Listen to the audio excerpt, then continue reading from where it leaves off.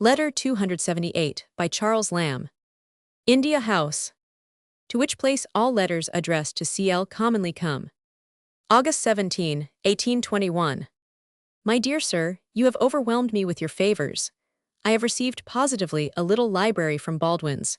I do not know how I have deserved such a bounty. We have been up to the ear in the classics ever since it came. I have been greatly pleased, but most, I think, with the Hesiod. The Titan battle quite amazed me. Gad, it was no child's play, and then the homely aphorisms at the end of the works, how adroitly you have turned them. Can he be the same Hesiod who did the Titans? The latter is wine which to madness does incline. But to read the days and works is like eating nice brown bread, homely, sweet, and nutritive. Apollonius was new to me. I had confounded him with the conjurer of that name. Medea is glorious, but I cannot give up Dido. She positively is the only fine lady of antiquity. Her courtesy to the Trojans is altogether queen-like. Ennius is a most disagreeable person. Ascanius a pretty young master. Mezentius for my money. His dying speech shames Turpin, not the archbishop I mean, but the roadster of that name. I have been ashamed to find how many names of classics, and more than their names, you have introduced me to, that before I was ignorant of. Your commendation of Master Chapman arrideth me. Can anyone read the pert modern Frenchified notes, and see, in Pope's translation, and contrast them with solemn weighty prefaces of Chapman, writing in full faith, as he evidently does, of the plenary inspiration of his author, worshipping his meanest scraps and relics as divine, without one skeptical misgiving of their authenticity, and doubt which was the properest to expound Homer to their countrymen. Reverend Chapman, you have read his hymn to Pan the Homeric.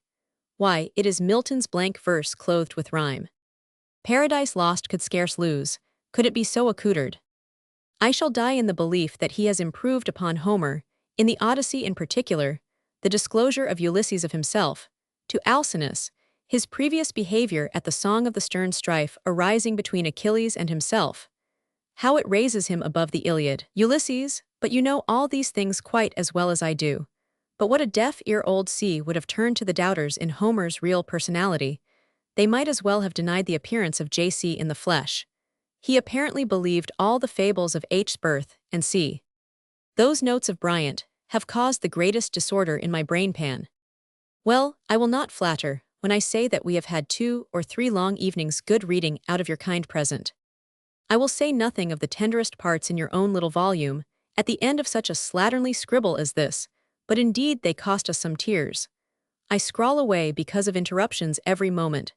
You guess how it is in a busy office, papers thrust into your hand when your hand is busiest, and every anti-classical disavocation. Conclusion cut away. Sir Charles Abraham Elton, 1778–1853, seems to have sent Lamb a number of his books, principally his specimens of the classical poets. From Homer to Triphyodorus translated into English verse, Baldwin, 1814, in 3 volumes. Lamb refers first to the passage from Hesiod's Theogony, and then to his works and days, which Chapman translated, Dispensation of Providence to the Just and Unjust. Apollonius Rhodius was the author of the Argonautics. Lamb then passes on to Virgil. For the death of Mezentius c. the Aeneid, Book X, at the end. The makers of broadsides had probably credited Dick Turpin with a dying speech. Those notes of Bryant. Lamb possibly refers to Jacob Bryant's essay on the original genius and writings of Homer, 1775, or his pamphlet on the Trojan War, 1795–1799.